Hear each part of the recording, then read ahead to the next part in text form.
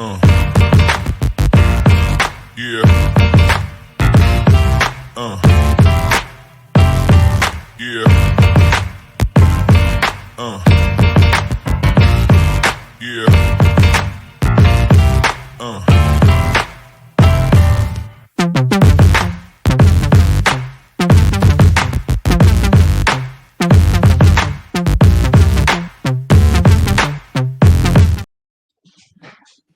What's going on, folks? Welcome to the official last podcast of the 2024-2025 season. We have done 50 plus episodes of these things. They have been long.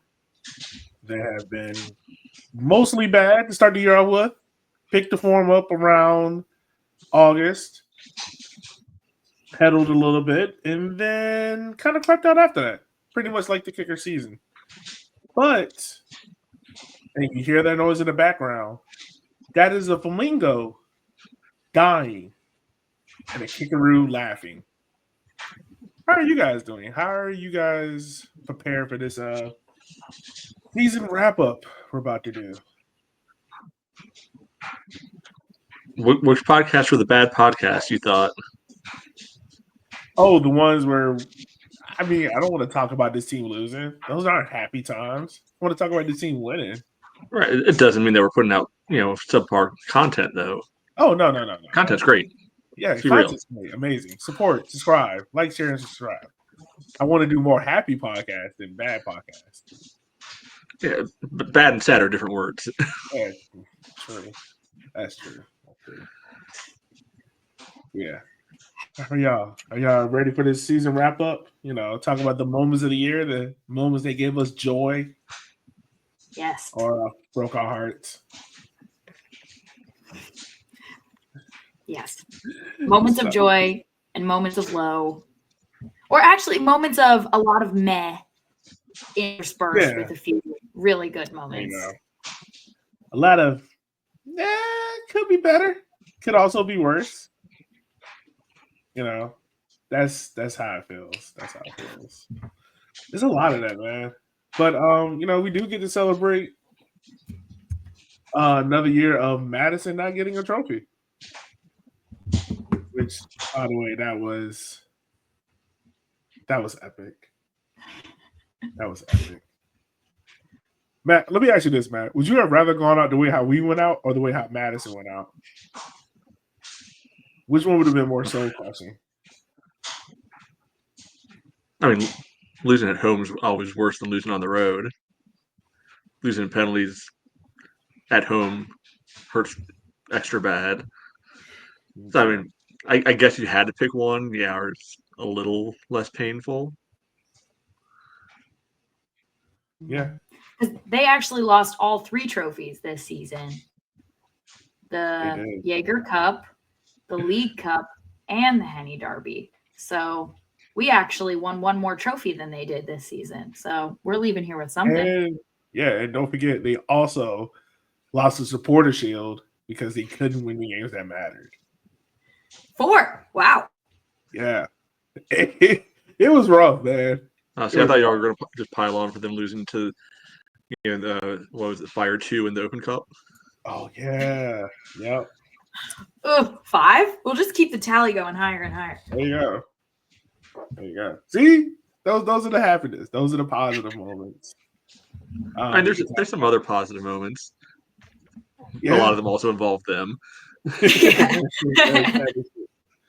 So look, let's start off with a quick summary of the season. So, Matt, I'll start off with you. Like, how do you summarize the season with all the highs and lows and stuff like that? Like, what were some of the high moments for your low moments? I think you're looking at this season as a whole. It's kind of almost like a reverse kiddie roller coaster in a way. Very steady for a long time, but not very high. And then at the end, you kind of get the little bit of a hill at the end. Yeah, so that's true. Like if you were able to combine old school keys, reference, because I know they've changed the names of them, and I can't be bothered to learn the new names. Like the old Scooby Doo and the old Rebel Yell with the backwards piece. If you're able to merge those two together into one thing, I feel like that's what the story of the season would be, because they were very consistent for quite a while. Wasn't good, but it's consistent. And then they went uphill at the very very end, and then that last little bit came back down. Yeah.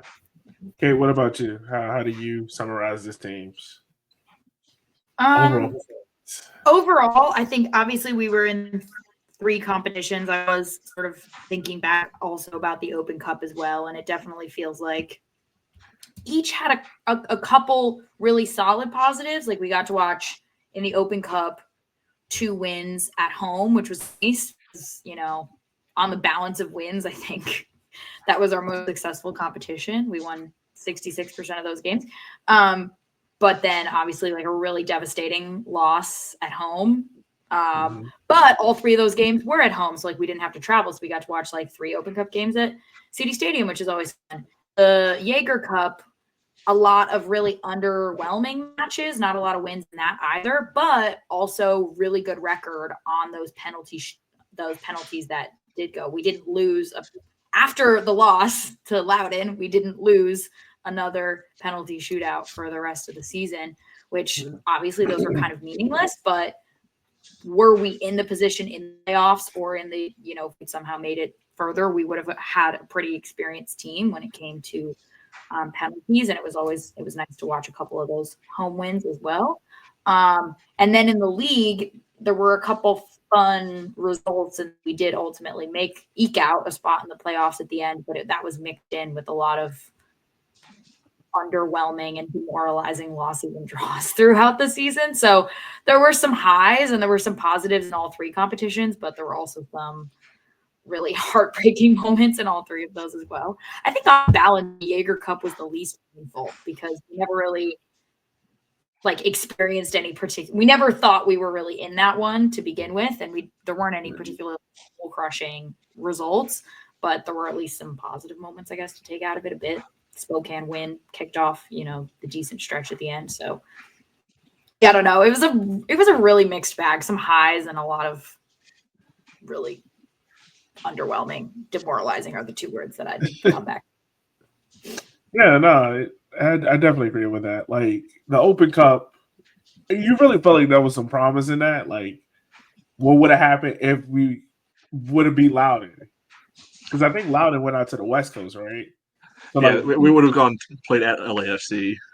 So yeah, like imagine how that would have been fun. Like that would have been fun regardless of the result. Like that would have been dope to see. Like how would that have gone? And the league season, yeah, I think near the end it got better. Like my enjoyment of it got better, but definitely like during the summer, I was definitely struggling with it. This wasn't good. And then the Jägermeister Cup, I think we are all kind of on the same sentiment of it just wasn't. You didn't know what to make of it at first, and then when you figured out what it was, you were kind of just like, "Oh, we're at the bottom, and we're gonna need a bunch of luck to go our way to get to it." It's like whatever, like play the kids, call it what it is. And I want to say maybe out of all of it, like the only Jägermeister game that was probably fun was the one with where James started. That was the only one I can really think of. Am I missing one on that? I mean, there's that one where Adrian had the 2 bomb goals. Oh yeah. See, but I think this is part of the issue with it, and like you go back, probably a couple months now, right before they had the final.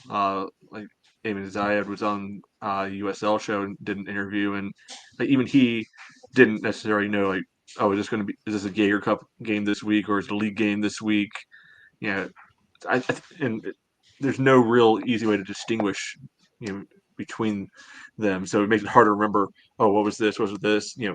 We'll talk about this later on with all the stats. Like, made a mess out of that. Oh my gosh! Well, matter of fact, let's go ahead. Let's talk about like team stats. I think Matt, when I hopped on, you were talking about like how like stats all around this year was just a mess. Trying to keep. I don't think like Foot Mob. I think they barely kept stats for the Jägermeister Cup, so you could never really find out what was going on with that. I think the league website itself was a jumbled mess with that because I think they were including Jägermeister stats into league stats, and then they separated it, but they didn't separate it like for the first couple of games. It was just overall mess. Transfermarkt is like the only site that seems. I've been taking them at their word because their stats are better than what's on FOTMob, so I assume that is correct. But it's not the most easy platform to navigate, so it's not the most user friendly. No, it's not. In Transfermarkt, you also got to use like a pinch of salt because I think like one time I wanted to look to see like who were the record goal scorers, and Matt informed me this like they don't include what was it like USL up to like a certain year point or something like 2012 or 2013 or something.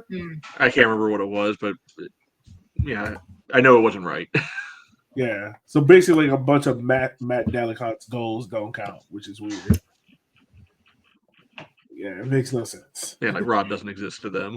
Yeah. So if we get anything wrong tonight, dear listeners, don't blame us for not going back, rewatching every single game and hand tallying all of the goal contributions, yellow cards, discipline. Oh my God. We are doing our best. Yeah. I don't think I could go back and watch every Kickers game. That would maybe not doing my best, but I'm doing as much as I want to do. Yeah. I don't think I can go back and do that. But I mean, talk about like stats as a whole. Like, I mean, I think this team, Matt, I'll ask you this because you probably got a better sense of it than I do. Do you feel like this team did better in terms of build-up play this year than they did last year? It feels like it. Ooh. But maybe I'm just. That's not what I thought you were going to ask. And what were you thought I was going to ask? I thought it was going to be something around like just raw numbers or, like distribution of goals and some way, not style of play. I'll say I enjoyed the style of play more this season. Just passing the eye test. Last season was so interminable, like the amount of meaningless possession that we were forced to sit through and watch and still lose every week. This week, there was more push and pull. There was more back and forth. There were more opportunities created. It passed the eye test this season a lot better than it did last season. Yeah, it might have been more visually appealing. I don't know if the build-up play was necessarily any better because what did we technically end up with for the year? Like 9 goals in the Jaeger, and what was the other? What did we end up with? In the league, I think. So, yeah, I think so. Something like that. It's like, what was that, 34 and 31 games, I guess it is, if we count the playoff game. That's like 1 a game, on average. It's slightly better, but I mean, out of all those, like, what percentage of those came, from corners, free kicks, stuff like that? Like, I don't know how many of them are really from actual like building, play. So while some of the, aesthetics might have been a little bit, cleaner, to watch, the end product, not totally sold. Yeah, I mean, I think it might have been better earlier in the year when Adrian was kind of popping them in because he would get on the end of some actually like intentionally passed balls to him. I frame it that way because like later in the year he would cross the ball in. Mm-hmm. It's like yes, but to say that he was specifically trying to pick out Shella against Chattanooga or some of these other like Chandler against Madison, I feel like that's a little bit of a tough argument to say that was a very pinpointed pass, whereas some of Bill Hart's I think were very clearly passes to him designed to get him to shoot. Yeah. It did feel like a lot of our chances came from like like you were saying, like set pieces, corners, which is not inherently a bad thing. Like Darren, no, not at all. Like this team, like that's something like they specifically train. like is to be dominant on set pieces, corners, and whatnot like that. But I love to see the team be better in open play and be able to cut teams through. Hell yeah! But yeah, I think that might be coming in. I don't know what phase we're in now. I feel like we're in phase 2. Like you feel it really does feel like phase 1 of Darren's team is like ending. Like that 2000, that 2020 team, 2021, 2022 team, like that phase is dying, and now we're slowly merging into phase 2, and who knows what that phase is going to look like? Because like we started the year off possession heavy, and we ended the year out kind of playing against the ball. So who knows what next season is going to look like? I think also it makes sense that more of our goals came from set pieces because obviously just goal scoring in general was such a problem last season, and we didn't have anyone outside of Neil who was putting the ball in the net with Emmy injured. And it makes sense that more of our goals this season were coming off the set pieces because that spoke to the strengths of Chandler, who ended up being our top scorer. He wasn't a player who was like taking lower XG shots from inside or outside the box. He wasn't, beating a defender on the pace and like sneaking the ball in at the near. Like he was a player who depended on typically service where he didn't have to think very much to get the ball in the net. So, I think we've said every season that we need to sign another number 9. And obviously we found one in our defensive central midfield, but I think it makes a lot of sense that we weren't scoring a lot of goals out of open play just based on who our top scorer ended up being, because that wasn't a player who was like Adrian. Maybe more of our goals would have come from open play if Adrian had not gotten injured at a few key times during the season and actually maintained his contribution, ended up the top scorer. He was scoring more from open play. So I think it makes sense with the personnel that it ended up being a lot more reliant on set pieces because we didn't have a player. Emmy had such little time. Neil was assisting a lot more than he was scoring goals. We just didn't have that player who was scoring from open play. Yeah. And I mean, this team finished in 8th.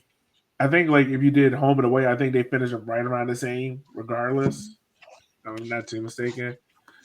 We're gonna look at the table. Talking about where we finished at, let's talk about our preseason. Matt, do you have it? Like our preseason expectations? Yeah, give me just a second. I'll just check it. Home record 8th place, away record 7th place. So right around the same. And look, compare that to last year. I think we were far worse. We were far worse at home, right? Last year, hold on, toggle it. Solid 11th place at home last year, and 9th away. Yeah. So I mean, look, take it what it is, but this team has gotten better from last year to this year. Now, also going into this year, we remember we had the dreaded clean sheet clock that got stopped when an 18-year-old decided to have our first clean sheet of the season. Yeah, that was a thing. We're not forget about that. Mm-hmm. All right, so I got the preseason stuff here. So our thoughts from back in, I guess, March it would have been. All right, so first we've kind of broken down by position groups. Oh God. Giving letter grades to them. So just because of the order that they're in, I'll start with Elliot. Oh, okay. But how do you want to do this? Do you just want me to read them off, or do you want to like give your postseason grade and we'll compare to what your preseason grade was for each group, or what are your thoughts? Let's we can do a postseason grade. Let's do that. Let's do it that way. Make it fun for the listener. All right. So, what would you give the goalkeeping crew postseason grade?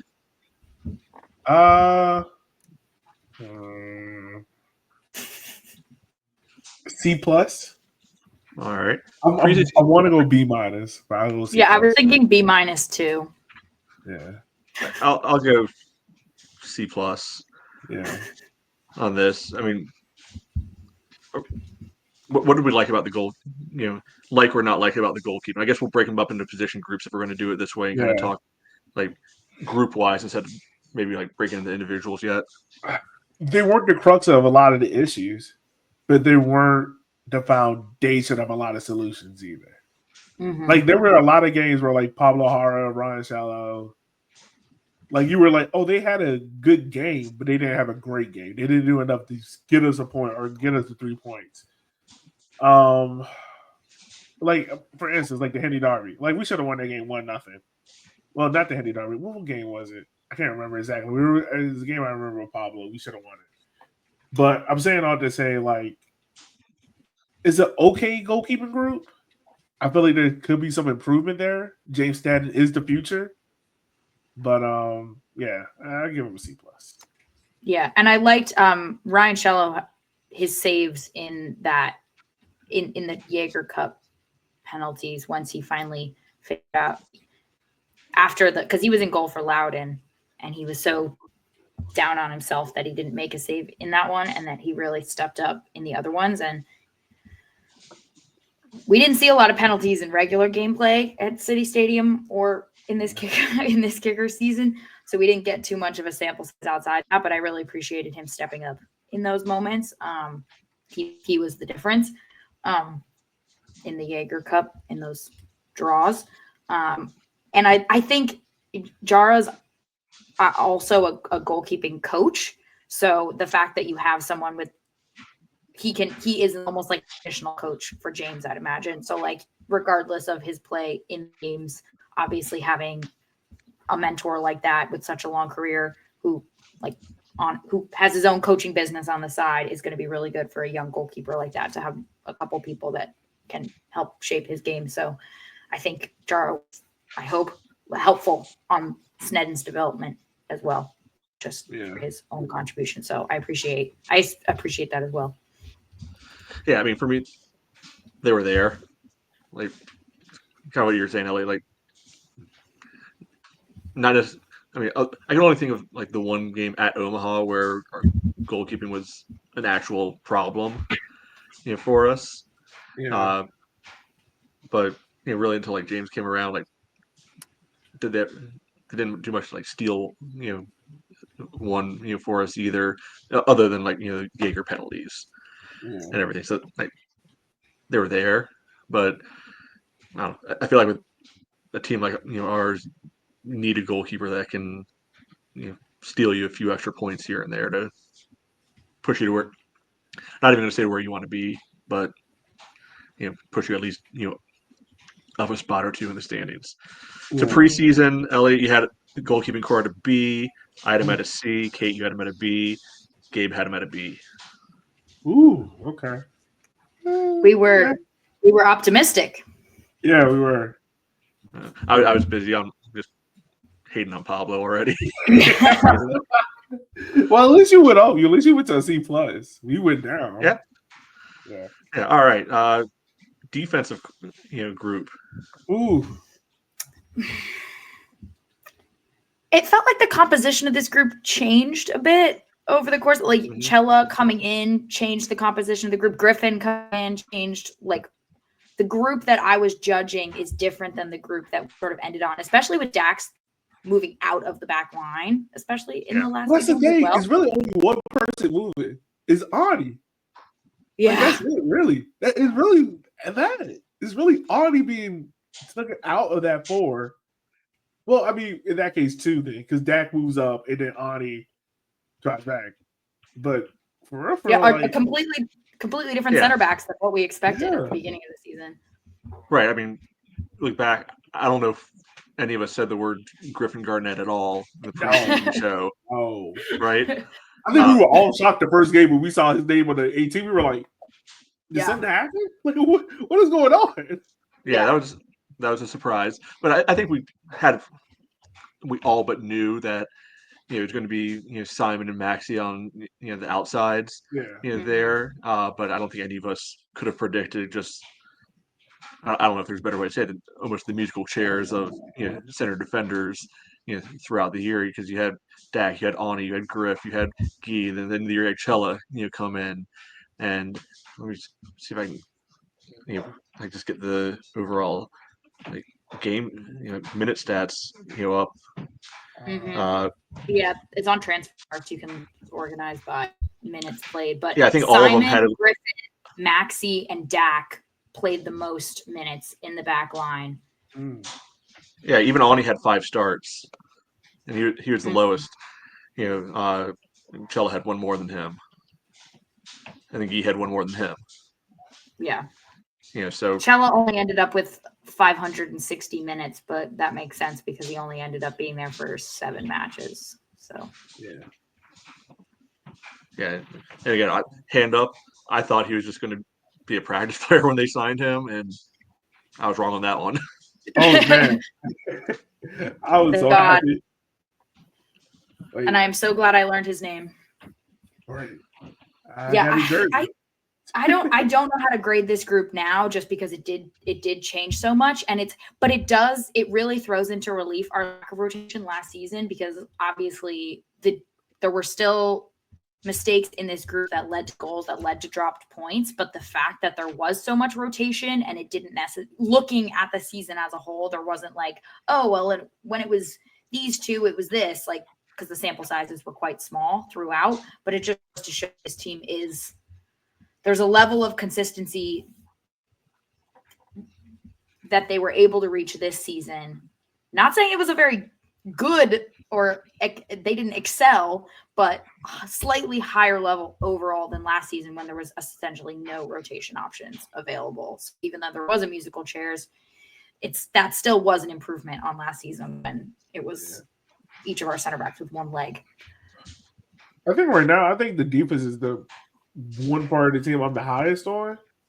I'm not saying like it's an A or anything, but probably like I'll be honest, I'll get a defense a B plus. And I think the reason why I'm giving them that is because when Chella came in, you can see how this team changed with an effective communicator back there. Like it solved so many issues. Like one of the things that we complained about the most on here was like this team just looked lost. Like in transitional defense, it seemed like everyone was 1v1 trying to do it by themselves, and it just led to so many issues. Right? Because you had an 18-year-old, I think he was 17 at that time, pairing up with Guy, Ani, Dak, Chris Cole maybe in one game here and there. Like it was very much like you're relying on the 18-year-old to be the stable piece, where more likely you want a veteran to be that. And I think once we found a veteran center back that was able to communicate and able to help alleviate a lot of those issues, not only did you see our defense improve, you saw the rest of the team improve. So much so that like when Chella came in, like we go on that winning streak because he's stable and he's able to communicate a lot of the things that we weren't able to see. I think he's the promising prospect at center back, but he needs time to adjust to become a pro, and also he got to stay healthy. I think that stunted a lot of his growth because there were promising signs there. Like I think he scored the goal at one Knox. Fuego, yeah, and that was a good game for him. But he was just in and out of line with injuries. Ani injuries hurt a lot of that. I think Dak. I think we found his real position, which is that 6. And outside of that, man, you got a strong corner piece in Griffin Garnett. He'll probably be here one more year, and then you're flipping him, getting him out. Simon Fitch, we've talked about his praises enough. Iron Man, we need to work a little bit more getting the ball back into the box and not just short hopping it for next time. And then Maxey, we need to find a map fountain of youth for him, man. Like, we need to find a map fountain of youth for him. I'm not gonna lie, I did not think Maxey was going to be this disciplined. I don't think he got a red card the entire year. No, we'll get to that topic. Yeah, okay. Yes, I'm going to B plus. B plus, all right. No. Yeah. I was. I go ahead. Yeah, I was just gonna say, the 3 player, like of the players with the most minutes, it was Simon, Griffin, and Maxey were all over 25, pretty much at 2,500 minutes or more. So that is, I think that also really helped, was having a pretty dependable back line. I don't want to say that Maxey is an upgrade on Hornsby, but Hornsby struggled with injuries last season. So when he was healthy, he contributed, but then there was like a gaping hole when he was injured. So also Maxey not being a player prone to injury, basically being available for selection at his top level week in and week out. Once or twice there were concerns about managing, his discipline in terms of making sure if he picked up another yellow, he'd be suspended, that sort of thing. But on the whole, just having pretty much the majority of your back line available for selection every week makes such a big difference. Yeah. Did I miss a grade? I would say also a B. Like, we're still looking for that full 4, because obviously with so much rotation in that second center back role, and we do know that Griffin did make some key mistakes, so he have a perfect. It was great for a 17-year-old for the majority of the season, but you're still obviously going to leave some points on the table, possibly drop some points when you have a kid who's still prone to make mistakes, still learning, still growing. Can't hold that against him, but it does affect the team performance. So I would say a B overall, just based on those factors. Yeah, I'm torn between B minus, just because that long non-shutout streak. I mean, it's not just on goalkeepers. Like there was a long run in the season where I feel like we were shipping 2 goals every single game, and part of that's still got to come back to the defense. For me, so while they got it figured out, end of the year, I think only the that Tormenta game over the last 2 months was the only time we allowed more than 1 goal. I think so. So, they found something near the end, but I can't just ignore the first 5.5 months that led up to that. So I'll be generous and move into a B. So preseason, Ellie, you had him at a C plus. I had him at a C. Kate, you had him at a C plus. Gabe had him at a C. Okay. Exceeded expectations. Yeah, I can live with that. That's right. Exceeded expectations. Because who would have thought it? Especially in like June, right? Right. Who would have thought it? All right. Midfield group. So everybody else has started one. I'll go first this time, and just out of fairness of everything. Again, I think this is one where eventually we kind of found it, by the end. But I don't know. For me, I feel like they left a lot on the table, and part of it was just the rotating pieces element, of it all. Like you see Suko get a run out there for 5 or 6 games, and you bring some energy, and then kind of disappear, for a while. I know some of this is injury, but like Joao was, just consistently off the bench, for a while, and then he gets hurt. Different, that's a little bit, different there. Vaughn, again, probably better than I thought he was going to, be, but limited. I think what he can really be able to, do or bring. Neil was, I think, up and down this year. I know I have very different opinions on him than other folks do, and we'll get to that later on. But I think from what they the group could have been, to what they ended up being, I think there's a reason why we end up thriving off of set pieces, because not a lot would always come out of the midfield 3. So for me, I probably end up with them around like a C plus. Okay. This midfield group feels like a lot of unfulfilled promise. Like, you look at a lot of the people in the midfield and you're like, okay, I'm expecting you to do more, but you also know like it's limited. Like, I think Zach is a great example of that. Like, I feel like this year we saw him lose a step. Yeah, I felt like Zaka, we know what he is, but you're right. Like, he lost a step. Like, he's not the same. He can't be in that midfield by himself, doing it all. Like we saw a large person last year. And I think that's what hurt a lot. James Vaughn, I think he's a he's an okay piece. Like I think he's a good piece in the midfield, but I don't think he's like a ball carrying, midfielder or anything like that. I think he's like the same like Zaka. Suko and Joao, like those two, man, it's just you can see the promise there with them. Like you can see like something's there. It's just injuries. Inconsistency, really, that just hurts them. And then Neil is who Neil is. Like Neil is one of the best. But I think Matt, and I don't think you're fair in your assessment of Neil. I'm unfair in your assessment of Neil. I think it's more so of like Neil is like the icing on the cake, but our cake is like deflating in the midfield. You want to think about it that way? Like Neil is great when you have a ball carrying midfielder behind him, someone who can do a lot of the dirty work, right? And then Neil can shine and whatnot. But you're asking Neil to play defense, dribble the ball up midfield, and create. He can't do all that by himself consistently without getting burnt out.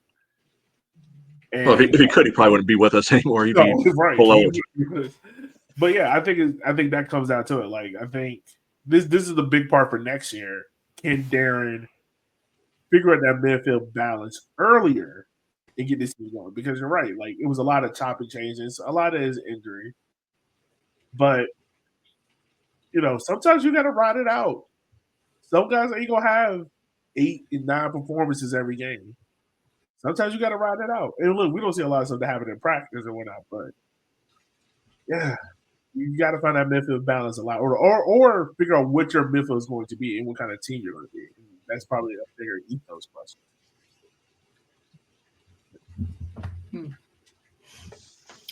Yeah, for me, I definitely agree that this was probably I don't know. We haven't got forward yet, so I won't say most disappointing actually. But to me, there's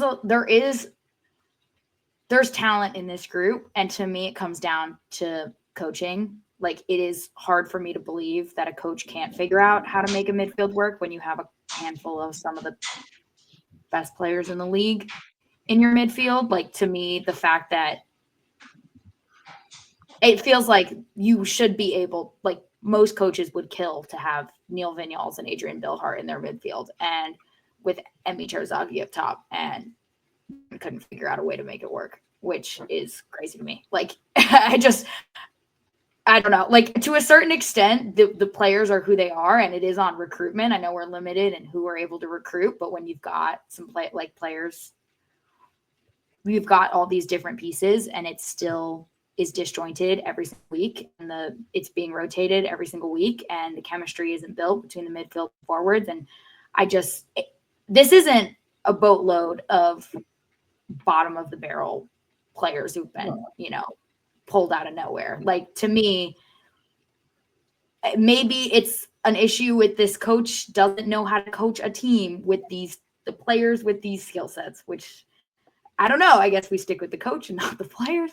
But to me, this is very much an interesting, I find it, I'm a little unsympathetic to the coaching problem here, to the setup problem here, because I think when you've got players with the talent here and we just get told that there's no way to make it work week in and week out.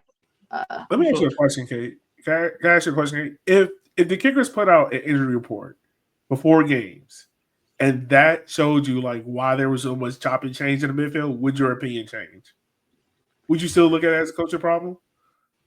Well, no, I think what comes down to midfield for me is, remember there was like a gold period where we had Neil, we had Adrian, and we had Emi. And yeah, it was like 2 games. Right. Yeah. But it was nothing. Like, I don't know what they were doing in training, but like there was no chemistry between the 3 of them. Like, no, they were barely interconnecting passes.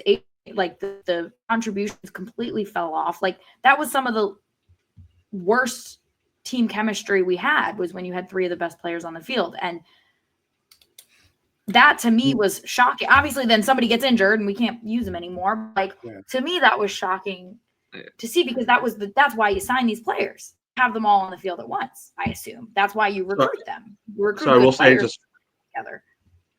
for one thing, I've been counting Bill Hart among the forward line, not factoring him into the midfield evaluation at all. Just for my own perspective on it. Yeah. I think the other interesting thing is that all three of us, and I don't think we're wrong, but I don't know that we're right either, didn't mention Chandler O'Dwyer once in the midfield conversation. I didn't really factor his midfield contributions as to particularly meaningful this season. He And that's did fair, it out of a duty. right? But I thought that was really interesting that I think we rattled off every other player on the team that played a minute in the midfield at all year. Yeah. And Chandler, who played quite a bit in the midfield, I mean front line as well, didn't even come up.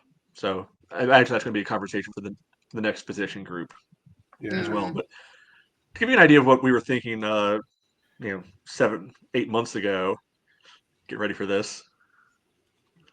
Elliot, midfield B+. Oh shit. Favorite group, the midfield is the key part that's improved the most and looks to have the most pieces to change it up. Oh god. I'm at a B-. Also favorite group and why. I guess the midfield by default, there are at least a lot of options there as of right now. Which wasn't glowing, but I guess still somewhat accurate. Yeah. Kate, B+. Midfield looks strong, but remains to be seen how well they connect with the forwards to actually create and score goals. Gabe gave him an A-. I'm happy with the midfield signing. Yeah. I feel like Aaron added depth in a group that struggled a lot last year. Woo. We were gassed up about the midfielders. We were. There was no one else to be gassed up about. We had yes. to try to find. Well, I think the thing about it was you couldn't we saw how bad this midfield was the year before. So I think coming into it, me in particular, I was like, all right, if this team stays injury free, which quote unquote they did it, they should be better. And I think to me, Darren was still trying to force this possession heavy system on him, and I think when he gave up on that, I'm not going to say gave up because we still saw parts of it, but I think when he adjusted to be a little bit more pragmatic, I think it played a lot more into these players' strengths. Mm-hmm. It played a lot more into their strengths. Yeah, I think that to me was the problem. We did look at this group and say, there's talent here. And then at the end, if you say, well, this talent doesn't seem to have been used properly, it's is that the fault of the talent or is that the fault of the person setting them up and the tactical system being employed? And I guess it's a little frustrating to look at it that we're okay, I think there could be something here. And then still at the end be yeah, it doesn't, they hit their potential because whose job is it to make the midfield reach their potential? I mean, the players have to be set up for success. And to a certain degree, I think that, again, we're seeing players who there's a level of talent and we're not seeing a system where we're getting the best out of the best players in our team, which is there are obviously, yes, there's injuries, there's bit part forwards, there's problems that are worked around, but now we're 2 seasons on where a group that has talent is not. Hey, on that note, let's talk about the forward line. So, who wants to kick us off on our postseason analysis of the nominal front three? I think this is the most disappointing group. It wasn't. I can tell you right now, my grade for them is a D+. It was abysmal. It was not good enough. I would not if I'm Darren, the only one that walks back in there next year with a contract before it started next year is Chandler. That's it. And you gotta have to have a tough conversation. Do you want to build this team around Emmy, or are you ready to move on? Because Emmy's not getting no younger. His form, we don't know what his form and his health is like this year. He started a couple of games near the end, but he didn't look like himself. He didn't have that same spark, that same goal hungerness. Not saying he can't score a goal. Of course he can't score a 3, but you didn't see that same killer instinct like you saw before in the past. The wingers have to drastically improve. Tony Pineda, like, I get it. This is his first year. It's same thing with Gee. I think he's learning how to be a pro, but he got to stay healthy. He has speed, but he got to add something else to his game. Landon Johnson, a little disappointed at how his development went this year. I thought he would be used a little bit more. Kind of seemed he took a back step this year in terms of his development. I think, honestly, a lot of the youth players did. Beckett, you didn't see him use a whole bunch. Nick Simmons kind of went into the shadow realm after when the youth team came around. The only two youth players that really did well was Griffin and James. Yeah.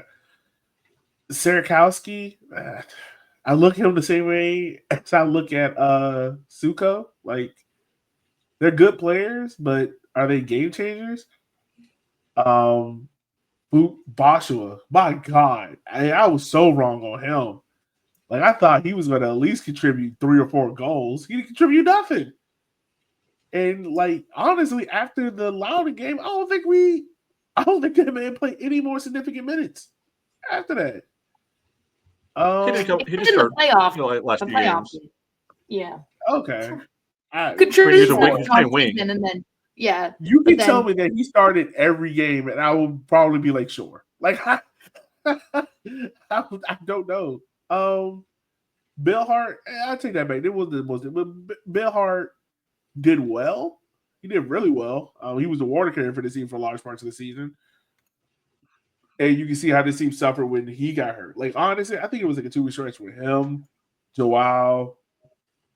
Or like, there was something there. Like, you were like, oh, okay, this team is going.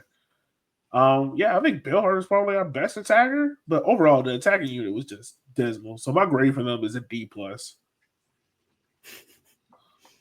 I was underwhelmed with most of them outside of Bill Hart and Chandler. I actually totaled the stats, and Chandler had 1 goal in the Open Cup, 6 in the league, 2 in the Jaeger Cup, and then 2 league assists. So he had a total of 9 contributions this season.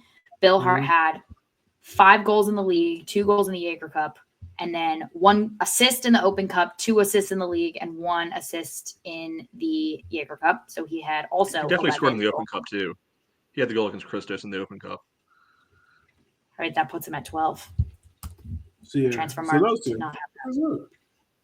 And then, shocker, Neil had 1 goal in the Open Cup, 2 in the league, 2 in Jaeger Cup, 1 assist in the Open Cup, 5 in the league, 1 in Jaeger to put him at 12. So he actually is even on Bill Hart in terms of total game contributions this season as a midfielder. So we're still relying on him more heavily than the majority of, I assume that Neil had more contributions than the rest of our attackers put together outside of Chandler and Bill Hart. So yeah, I would say when you have a bunch of forward line players who essentially 1 or 2 players, 3 players probably had more than the rest of all of them put together, all 3 of those, which is, it's good that 3 players like that are contributing at pretty decent numbers. Obviously, not getting a look in close to the actual highest contributing players in the league, but contributing relatively steadily over the course of the season and across competitions.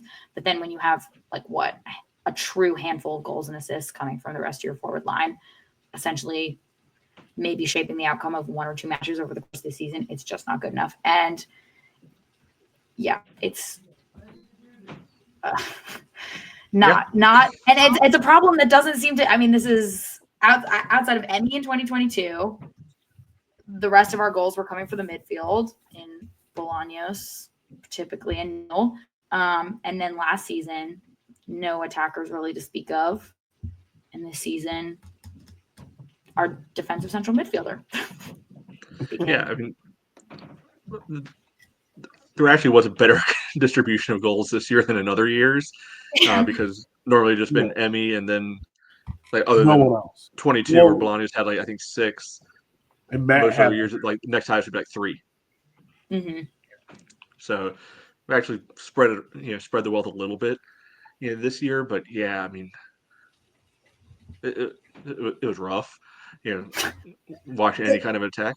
I mean, It just it didn't gets to the feel point like where there was any threat coming from him. Like we praise him for set pieces, but honestly, like if you take Chandler out of that, outside of Bill Hart, I don't think anyone else is really threatening you. And don't forget Josh Kirkland there. He had some problems, but like he's a hustle guy right now, though.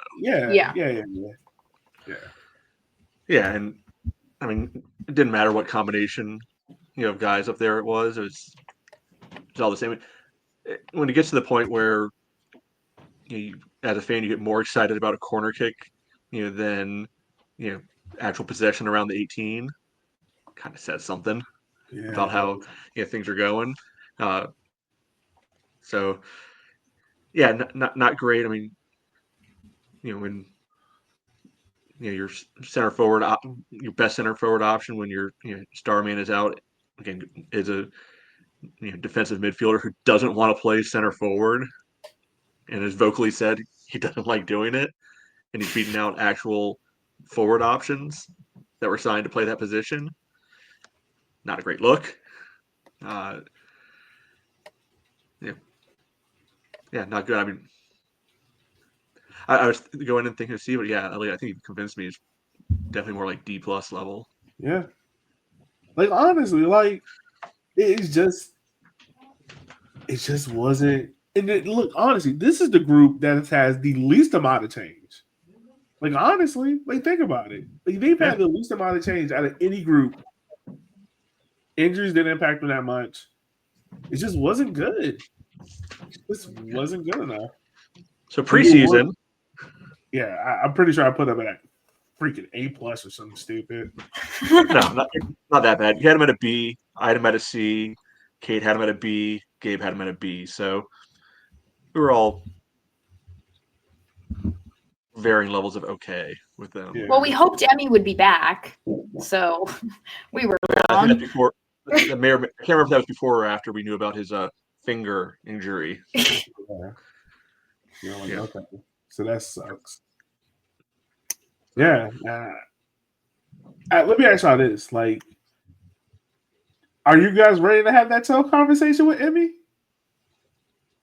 Well, I think the thing is for me is if he's willing to stay in the team, like he doesn't want to leave and his salary is not an undue demand, I don't think there's a hard and fast reason we should get rid of him if he's willing to downgrade his role.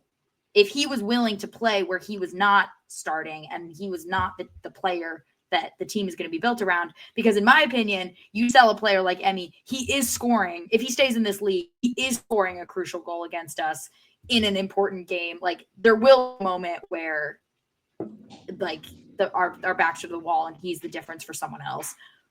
So I guess it would come also down to whether or not he is willing to downgrade his role in this team. Does he like the city? Does he like the team? Does he like his life where he is? He's willing to come on as a sub to try to be a game-changing player with his skill set. Because if he is, and his salary is not breaking the bank, like it feels like that would be a decision that would ultimately come back to bite us in a particular situation, more so than having him as a bench player would affect our team. I still think he can bring a lot to the team. Like again, just watch the games where he plays versus the ones where he isn't in there. The offense and attack does move a lot better with him there. I think his problem is, right now, especially once Bill Hart went down. I mean, what do the defenses have to do other than just watch him? Yeah. Right. Like if you can just collapse on him, the best he's going to really probably be able to do is be that outlet valve and get fouled at midfield, and there's something to be said for that. But when you double triple him and dare Sierakowski, dare Kirkland, dare Tony Boschwa, whoever to beat you, I'm gonna issue the dare each time. When you get him out there, I disagree a little bit with what Kay was saying earlier. I think when Emmy first came back, he scored those that goal against Madison. He scored against Chattanooga, and that was a time where we had him and Bill Hart and Neil all out there together. And I think those guys opened up a little bit more room for him to be able to operate. So yeah, I'm fine with him coming back, but he's got to get help from his wingers. Otherwise, Yeah, dead man walking. yeah. That winger group is probably the worst overall group on the team. Mm-hmm. And it's bad. Like outside of Bill Hart, I don't put Kirkland. Kirkland's probably a striker more so than a winger. I don't see anyone that excites you. No, Yeah. they're just guys Yeah. at best. Yeah. Like you can chop and change that and bring in a whole nother group. Okay. I wouldn't know the difference. I wouldn't know the difference. Matt, is there any other preseason stuff? Or was that it? We had our over-unders, all that stuff that if we want to revisit those. Should we save those for another show? Yeah. Because we're almost in an hour. Or, are we doing another postseason show? I mean, we can just run through them real fast. How about that? We don't need to break down Okay. every single group because some of them are rather interesting. Also, we didn't apparently record who all of our preseason picks for offensive, defensive MVP and all of that were. So I have no idea what we said, and I don't listen. I don't listen to the sound of my own voice on podcasts, so I'm not listening back to that one. Yeah, Somebody else wants to and tell us what we said. Cool. Let us know. Let us know. All right. So a few over-unders, a couple that Gabe set. What do you think you set the over-under at for Emmy goals this year? Oh no. 7? 8? Gabe set the number at 14.5. If only. We would have finished first. One of the four of us took the over. It was probably me. It was you, yeah. Yeah, I figured it was probably me. Yeah, and you know what? Honestly, I think like 2 days later we found out Emmy was hurt with the finger injury of Dew, and I was like, "Oh God." Yeah. Yeah, he got 3. He got 3. Yep. He got 3. So we got that. This is poor line setting by Gabe because you don't set things that can have a push. Kickers will finish over under 8th place in the standings. No, they finished exactly 8th. Yeah, they finished exactly Under. I said under though, and no, I said under. The rest of you said over. So okay. None of us technically win on that because we each they weren't over 7. They weren't under. It came close until Dak got a red card. Weirdly, worded one, but over under Henny Darby points. So I think that really comes down to: are we going to win the Henny Darby or not? Yeah. We were split here. Oh, for real? No, 3-1 split actually. Never mind. I can't read. All of us here had us as losers. Ooh, wow. That's when I'm happy to be wrong. Yeah, I'm happy to be wrong about. Yeah, Gabe saw the light. He saw the vision.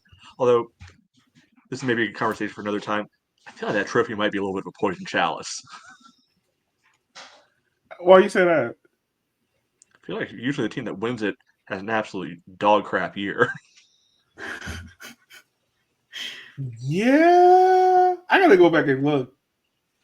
I think so, but I think the team who loses this also does bad in the playoffs. Because 2022 we lost it and then we got knocked out.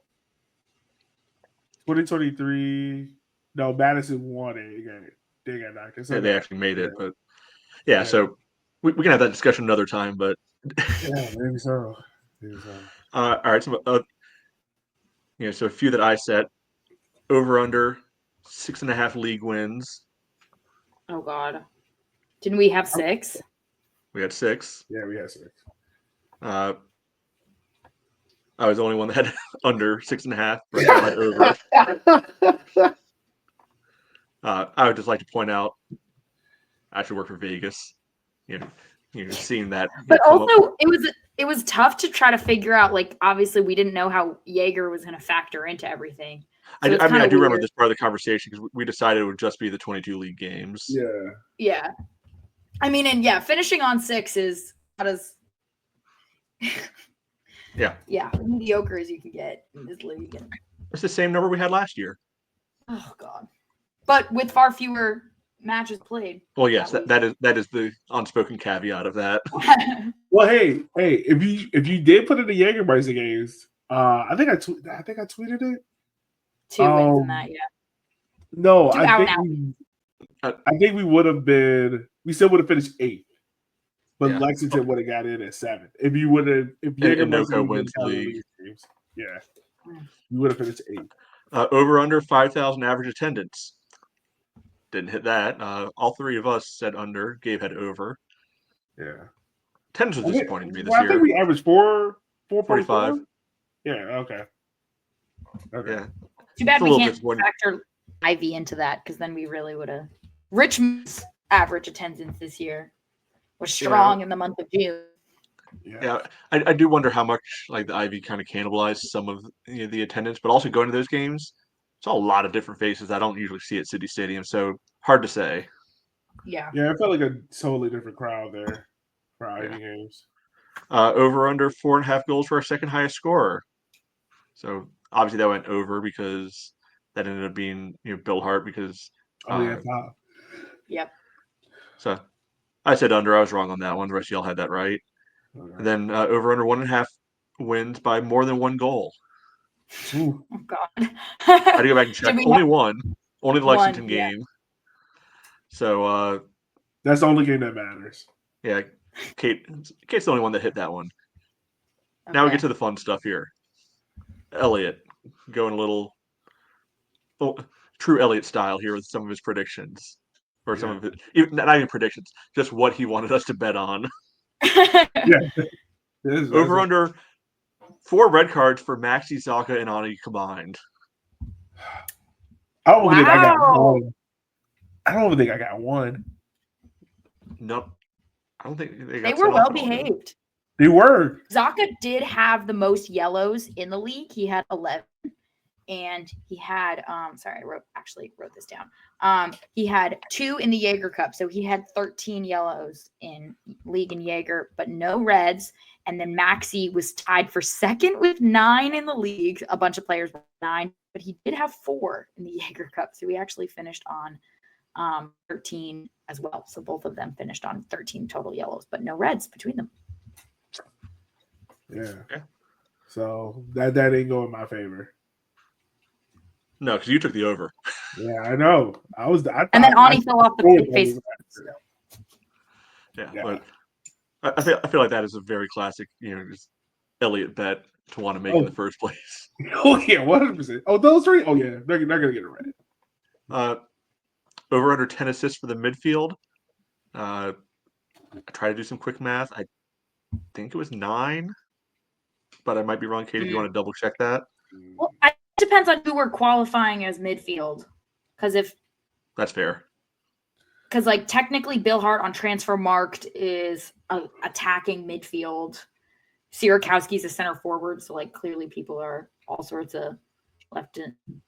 And it also depends which competitions we're counting. I feel like we were just counting the league for all of these, but I don't really remember. It doesn't really matter. We're not we actually put real money on any of this.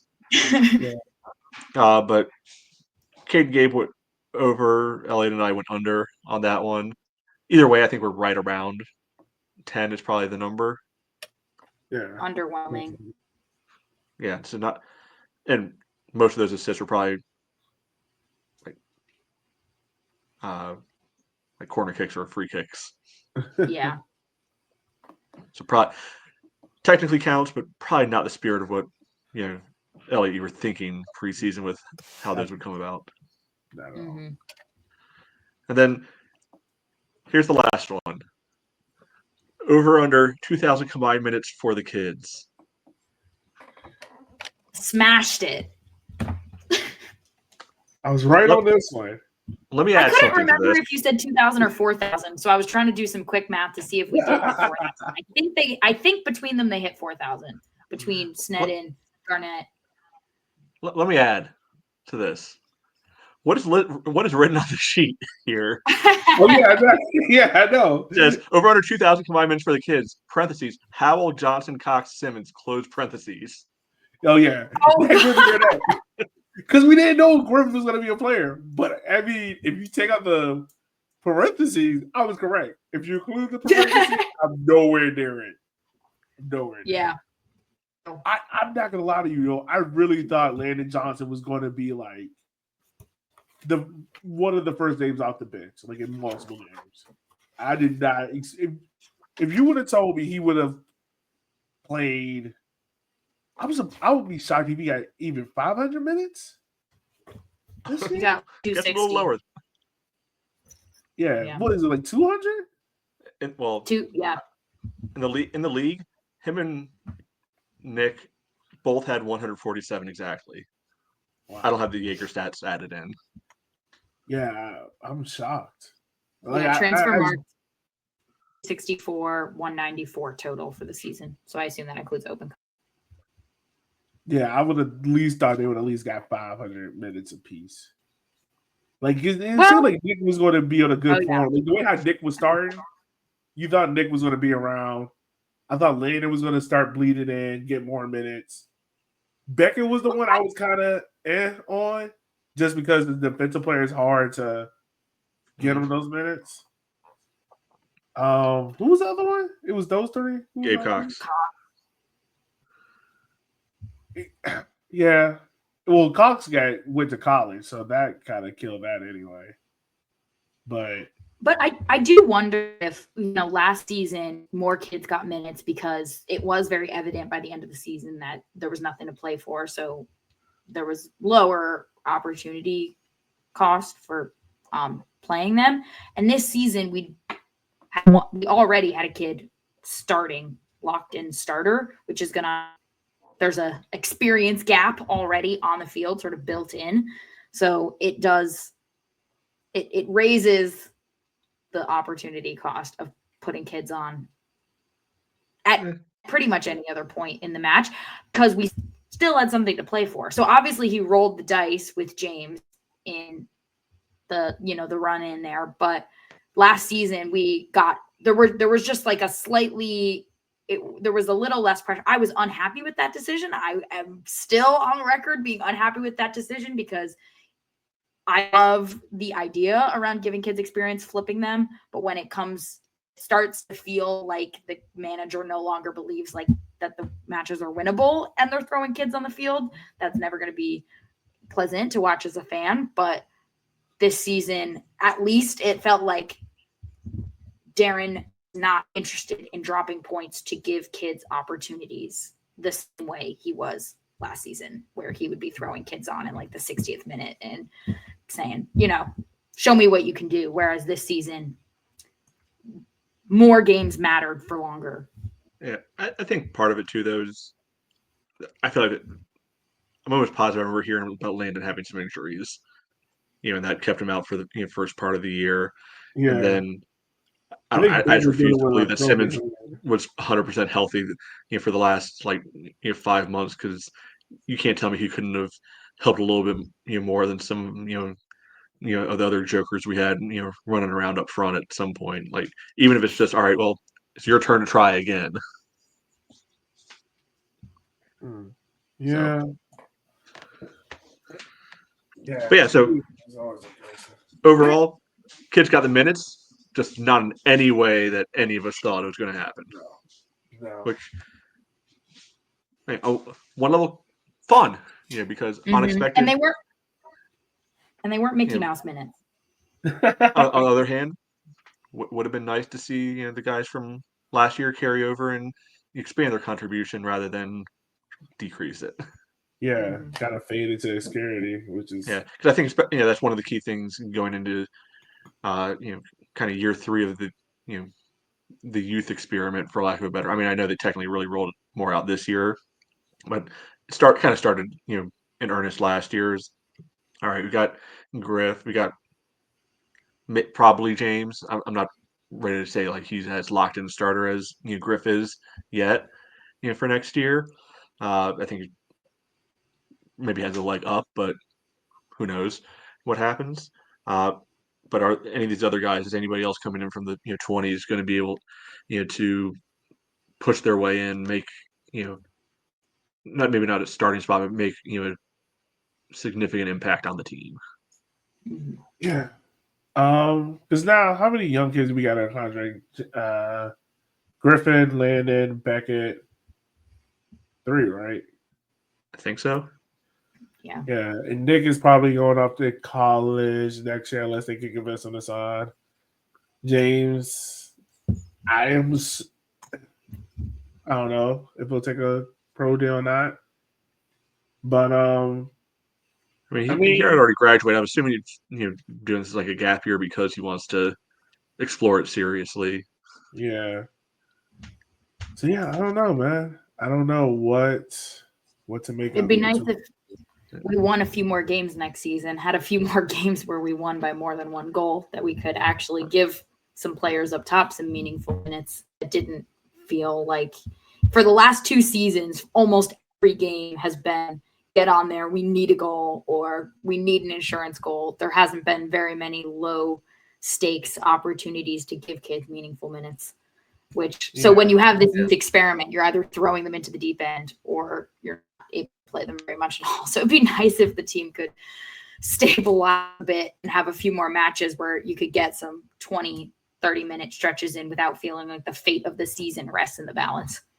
Yeah. Now, I will say on the flip side of that, one of the quasi pros, for this year, I think was,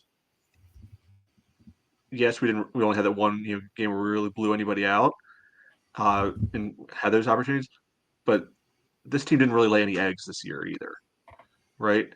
The Omaha game, they lost 3-0. That was the worst loss of the year, but that was 2-0 until like the 89th minute or something ridiculous like that. NOCO, they lost 3-1, but that was a stoppage time goal to make it 3-1 instead of 2-1. Every other, like even the good Darren teams would have just an absolute stinker, or two on the year where they just get. I'll never forget that Fuego game. Yeah. Everyone just lost their minds.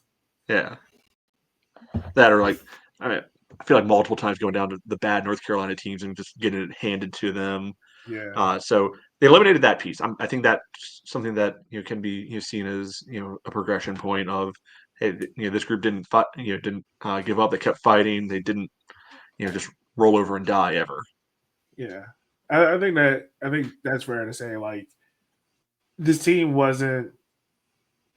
The record was bad, but like the performances were never bad. If that makes sense. Like, they weren't always great. I don't know if I go that far. There were a few that were not inspiring in any way. Yeah, that's more to say. They weren't inspiring. Like, they weren't as bad as it was last year. Like, they weren't as dire. Could they have been better? Yes, 100%. Yes. But yeah, we weren't getting washed and blown out. Like, I think every team in the league, maybe outside of Madison and Union, had like a game where they just got washed. I don't think the Kickers had one where it was just like, oh, we're not here today. Mm-hmm. Yeah. So, yeah, that's a positive takeaway. So I don't want to belabor this too long, but maybe just go through a few of the like superlatives, accolades of the year. I imagine a lot of these are probably going to be pretty consensus. Probably. Right? Like goal of the year. Henny Darby. Chandler. Yep. Close. You're both wrong. Henny Darby, Maxey on the bike in Madison. It's a better goal. Better goal, greater significance has to be the one. Do we get? You know what? Okay, God. Yeah. Okay. Never mind. I'm saying with it. I was about to throw Simon's header against Tormenta in there for the moment. Yeah. I mean, I think honorable mentions for me, like Bill Hart's second goal down in Tormenta. That like 35-yard bomb that he hit. Oh yeah, that was pretty nasty. And sure I'd also toss it Charlotte away. Oh yeah, Charlotte away. Chandler's backhill goal. That's nice. Yeah. Yeah, the one we kind of like scorpion kicked it into the back of the net. That was a nice one. Sierkowski bike, that was fun. Oh god, yeah, that was who was that against? No idea. Charlotte? Was it Charlotte? Okay. I just remember it because I remember Maxie ran up to it and you both was like, you did a bike. I did a bike. I did a bike. That was funny. Okay. All right. So a little disagreement there. Yeah. This is maybe should have done them in the other opposite order because the next one I have is, and this everybody will agree, moment of the year. Oh, Henny Darby. Yeah. Yeah. Obvious one. Any other honorable mentions that you just want to shout out as second? They can get second or third place. I think Tormenta, the last Tormenta game where Fitch scored, that really felt like that was us clinching our playoff spot. Like that was a cool moment. Lexington 4-0. Oh, was it 3-0 or 4-0? 3. Yeah. That was a good moment as well. And I'm also gonna say the Joao at Charlotte because that also for me was another reason where that was that second that lineup that we thought was a joke, and then they actually went and won at the team that was second in the league. So that goal specifically, especially near the end of the game, like, oh my gosh, we actually not just score this but win this, see this one out. That felt like a turning point. Also, Kate, let's be real. We were there at that away game. Away goals are fun. Away goals are fun. Sorry. We made more noise than the actual home crowd. So right. Even though we lost it, the US Open Cup game against Loudoun was pretty. I was getting ready to say that one. That was pretty epic. Like it because it really did feel like a real derby. Like it felt like it's America, like a local derby. Because it was cool. You had like the Loudoun fans on one side, you had the Kicker fan on one side, and then I'll never forget it, man. We were trying to figure out where PKs were going to happen, and you just saw a whole mass migration of people go over to the other side. And both teams are literally, you had the Loudoun people there, and then you had all the Kicker supporters surrounding them. Mm-hmm. That was pretty epic. That was pretty epic. So there were some fun moments, this year. In spite of everything. Yeah, there was a fun moment. Just got to do better at keeping clean sheets. Yeah. I think this is probably going to be an obvious consensus choice. Surprise of the year. Griffin Garnett. Yeah, right. Obviously, locked-in starter. James Sneddon. Yeah, honorary mention to Sneddon. Yeah, James Sneddon. I think think about it, man. An 18-year-old led us to our first clean sheet and to the playoffs. Yeah, I think I lean Griffin just because we were at least aware of James preseason. Griffin, when we were at those preseason games, he was kind of just pointing at him. He was like, "Who's the skinny kid?" But it was during preseason that he got the call up when Ani was injured during that preseason game.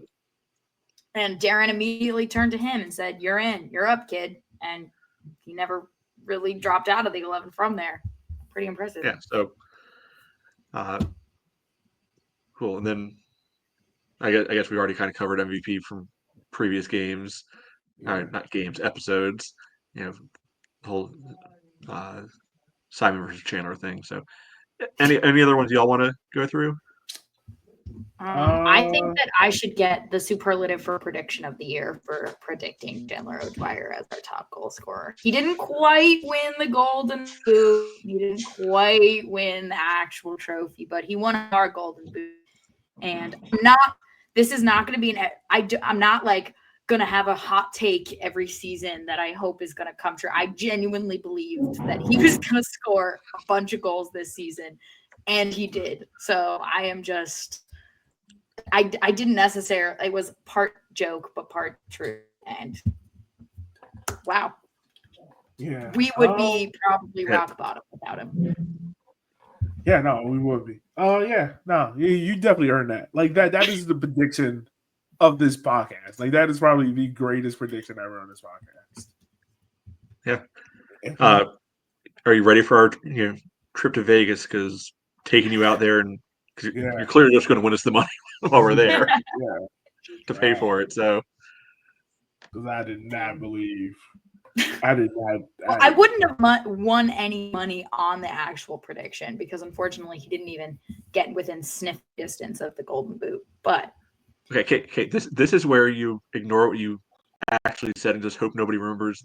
That election has taught you nothing, Kate. Deny. True. And Chandler did tell me that Darren laughed when he learned that I had predicted such a thing. So proved Darren wrong too. Yeah. I would have never thought it. Oh yeah, by the way, before I forget, it slips my mind. Shout out to Chandler and Neil for making USL. Simon. My fault. I said Chandler. USL second team. This is what Neil's third ever appearance on the all team. I think the second.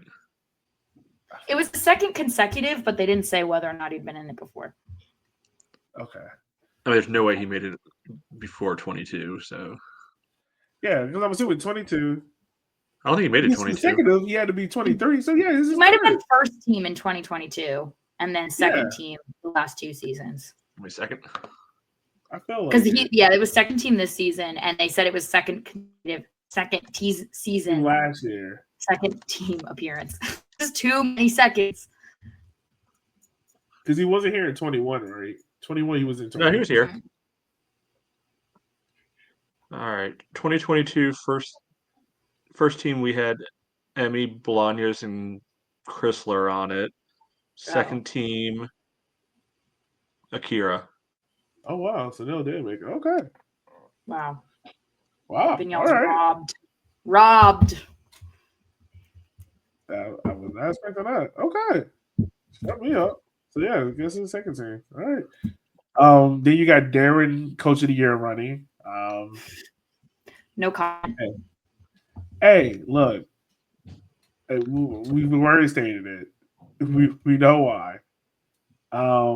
Jonathan Hill getting that nomination, and then I'm trying to think. Oh, I don't know if you guys saw it, but the Richmond Times dispatched a great article on him and his wife Cookie and how they handle her breast cancer diagnosis.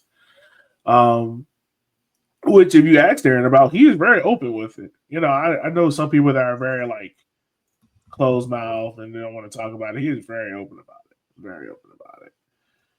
So that was great to see as well.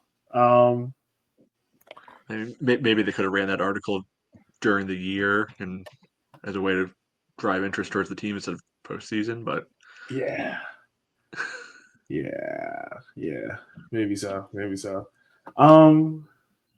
And congratulations to Neil and Joao on their Humanitarian of the Year award. Yeah. That one I think deserved. Yeah, very much. For Project Inspire, which was very, very cool concept of theirs, man. Very dope to see. We got players that are hella involved, man. Hella involved. I know. When they say the good guys, it's really cool, like, to see it both like on the field, you know, as much as I rail on them for not like diving for stupid penalties, they really don't. They're pretty well behaved on the field. We're not seeing too many super kooky. We are not getting arrested outside nightclubs in Statesboro, Georgia, unlike others in this league who may or I will not be sued for slander, so I will not be naming names, but 2 days of records were scrubbed from the sheriff's office detainees website the weekend that a certain team was there celebrating their Shield win. Those records are nowhere to be found. So we really are the good guys on and off the field, which at the end of the day, it's something to hang your hat on. Yeah. Big League One conspiracy machine. Speaking about off the field stuff for the Kickers, how do you guys feel as if everything worked out for the front office, from season tickets to engagement, things like that? Do you feel like, to me personally, I think this was one of the better years they had in terms of like engagement, merch, just overall things that they have done? That was fine. Like, Yeah. I think they raised the bar so much last year Yeah. that it kind of felt like it came down. I think they definitely got distracted. Is not the right word, but pulled thin by the Ivy stuff. Yeah. Because you still see them pumping that up, a lot right now. And like, the story initially was always going to be, two completely different staffs, working on completely different things. We know that's a lie, right? Yeah. We know that that's not how it's working. Like pumping out all this, Ivy merch with the actual logo on it. The Kickers merch is a bad. Like it's not Kickers merch. It just looks like generic Richmond. Yo, have y'all seen he just posted it, the Ivy jacket? Yeah, like the 80s style jacket. Yo, that's I ain't gonna lie, that ain't fire, yo. That ain't fire. Right, it's good, but I did hear that Tally was given a little bit more free reign with her merchandise ordering for the Ivy, and she's been using its success to then now improve the Kickers because they kind of haven't like gotten creative with the merch, but she was able to like so much stuff sold and so many of the sort of non-traditional merch sold during the Ivy season that she's been able to order similar stuff for Kickers and sort of diversify what they're getting. So that's pretty cool that the purchasing of the fans has actually now we should be getting better merch. Maybe it's just me. Just give me, let me be able to buy a simple, like, warm up, long sleeve with the Kickers jersey on and the 3 stripes on the arms. Just be able to get like, a track jacket. Yeah. Or something like that. Like it doesn't all need to be like, cutting edge sort of stuff. Like there are others we give a lot of crap to, for just wanting to be merch FC. Like we don't have to do that. Like simple. We've seen, with the jerseys too. People seem to like the jerseys this year because they were simple. Yeah. Simple can work. Mm-hmm. Look, the back to red kits, perfect. The white kits, perfect. Especially the use of the secondary badge on that. Chef kits. Mm-hmm. The black jerseys, okay, they're all right. I don't think we wore them like twice. I think like 3 or 4. Maybe I don't know. There were a few times like right when they first came out, and then they disappeared for a long time until that Tormenta game. Yeah, and I mean, next year we're making the move over to Hummel, so we'll see how that's going to look and everything like that. Also, the addition of the scoreboard, which is really dope, it's already been implemented really good with the watch party there. Kate, like you were there with me, like watching the game there. I thought it was going to be like a big blur, like you would not blur, but like blind spot, like you wouldn't be able to see like a clear picture. It was actually pretty well. It looked. It really was good. outside of which. No, if you weren't there, you probably didn't know, but the YouTube TV did freeze and the game was exited out during the game because the prompt came up, "Are you still watching?" And we all counted down, chanted down the clock as it counted down to 0. Look, the funny thing is, what point of the game was this, by the way? What? At what point in of the game did this this half happen? at some point? Oh, this was like the 60th minute. This is before they scored. But the funny thing is, everyone turned around and you see Nate get out of his chair and start like running. Yeah, who knows what computer was controlling that because it wasn't anywhere within arm's reach. No. And then it was funny. They had Camp Peary's YouTube TV was logged back in. Welcome back, Camp. So we all clapped as they got the game running again. Honestly, they should have just cut it off. We would have been fine. Nobody needed to see what came after that. But no, man. I don't know how many watch parties you can host there annually, but I think like maybe 1 or 2. It's cool. I know they did a movie night. I didn't go to that work, but yeah, it seemed pretty cool. Seemed pretty dope. I am going to be interested to see how they do more so with the replays, and things like that. Line up graphics, things of that nature. So yeah, it'll be interesting. They got a full off season now to be able to, know what they're working with, have all of that. So I think it was, good for a year 0 situation, and now with 5 months to be able to play around with it and come up with who knows what. Yeah, Yeah. we'll see what they got. The B-roll, like during the game, the additional cameras, like the crowd shots, things like that. I thought that was a really good start, but I'm excited to see them. Yeah, like because things like, you could see different parts of the crowd get on camera and you get the sort of amped up reactions, ways to like bring different parts of the crowd into the game by featuring them on the screen, stuff like that. Yeah. So there's, and I know I'm not saying this is what I'm a fan of, but I know they've said at some point they might try to incorporate a little more engagement through the screen, like putting Stand Up for Richmond on the screen at certain points during the game to try to get the rest of the crowd engaged. I'm not a fan of top-down fan engagement in most circumstances. I don't think that, the baseball style where they're blasting chants out over the loudspeakers is the best way to, get the crowd engaged. I think it should be organic. It should be from the ground up, but it'll be interesting to see if they incorporate that at all in the upcoming season. Mm. Da, da, da, da, da, da. Oh my god! Yeah, to me that's up there with capos with a megaphone. So yeah, it's gonna be interesting to see. Definitely, the growth of the Red Army was cool to see. I think a lot of people in the Red Army found their voice, like Banana and Josh and all of them. Even you, Kate, the Red Army is definitely growing, which is good to see. I mean, that means it's thriving, it's going in a good direction. Yeah, it's going to be interesting to see how they shape up in 2025, the 2025 season for the Kickers and whatnot, which would be what, year 33, 34? Yep. 33. 33. Woo. Yeah, we're getting old, We're getting old. Yeah, you're telling me. It's gonna be interesting, man, to see how things land out for the Kickers and whatnot. Because what I'm hoping for is that a certain team up in Maryland finds a good investment and joins USL League One, and that way I have a reason to take 301 to go to local games. You're going the wrong way if you're taking 301 to get there. Where are they at? Are they near Baltimore? You're talking about the Bobcats, right? Yeah. Where are they? They were playing up in Gaithersburg, in Germantown, in the Soccerplex. See, I have no idea where that is. Only place in Maryland I know is Baltimore. I mean, you can take 301 all the way to like Waldorf, but then you're basically have to go halfway around, the Beltway, pick which direction you want to go.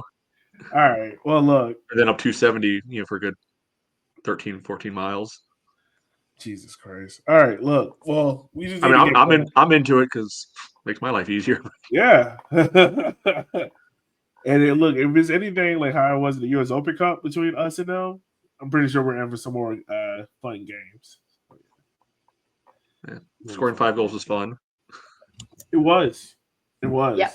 It was. Dak got a brace in that one. Yep. Yeah. Also, getting revenge on Christos. I don't know how we forgot about that, but that was more stressful. Yeah, that was a nail biter, but got there in the end. That works. Yeah, it felt good to finally get that one. We've been waiting. I've been waiting for that game because it got canceled in 2020. You're supposed to play them in 2020, but it got canceled for COVID. Oh yeah. Yeah. And then we finally got it rescheduled now. So yeah. And the Ivy did not get the double over them that we hoped they would. So we needed that. Oh man. Oh, the Ivy. They're good too. Yeah, man. That shit's gonna be fun. Any last things for y'all before we wrap up? We'll have an exciting preview pod though, because we've got a bunch of teams that'll all be coming. So, oh my god, interesting one to preview. Not going to preview it now because things are still shaking out. But Texas season's not over yet. Yeah, that's true. Yeah. I don't know. I mean, I think we can also be able to pop on periodically throughout the off season, not just for signing updates, but to more just like fun, goofy sort of things. The academy team will be playing in their playoff structure in December down in Florida, so we'll have to touch base on how that goes. Yeah. I hope they'll be streaming those games. We can watch them. I want to see how they do. We send all the big guns we can to it. Just send James Griffin, like, hey, go play. Landon, Yeah, Yeah. go play. Go play. Dude, for real, you can send Simon Fitz down there. He's still in the academy. How old is he? Oh no, he's got an injury. He can't go. Yeah, Tony Agee. Oh They're yeah, still older than you think. Oh yeah, we are. Yeah. Oh man, we have done 50 plus episodes. This is the most episodes we have ever done. This has been fun. Oof. Don't I know it? Yep. And I mean, we started the podcast off joking on Foreign Madison, and we're gonna end the podcast ending off joking on Foreign Madison because we have one more trophy than they do, and we suck this year. So what does that say about them? Well, check yourself. You got like 9 or 10 more trophies, depending on how you want to count them. You're right. Yep. Right. And all they got was another team celebrating a significant win at their home field. That's at least the third year. Hold on, wait. Before we end this, that's the third year in a row that has happened, right? Like some team has celebrated a major event at their stadium because we did it. I think Union celebrated the league there too. I don't know. You think I'm watching a lot of their games if I don't have to? No. Oh yeah, I'm watching it in those moments. But yeah, that's still my favorite game of all time. Celebrating the league title there. Owen Gordon, his last great goal for the Kickers. Legend, really. Still need to find the foam roller. Oh my god. Oh man. Luke Pavone halfway exposing himself on Instagram Live. I don't think that's the way to frame it. Maybe it's more like half a second from fully exposing himself. Oh, Good times. man. Hopefully they come back soon. They will. Yeah. They will. The good times are coming, y'all. They will. But for Matt, Kate, Sinead, Gabe, and myself, listeners, we just want to say thank you for listening. If you have listened to every episode of this season, you are a true sicko and a legend all at the same time. Without you, we would not want to do this podcast because we need someone to help us through the bad moments, and you guys definitely helped us through it. There's a lot of good moments there as well. But hopefully to a better 2025, a lot more fun podcasts, and a lot more goals being scored. We will see you guys hopefully sooner, but not too soon. We need a break. But with that being said, y'all, we will holler at y'all later. Be easy and be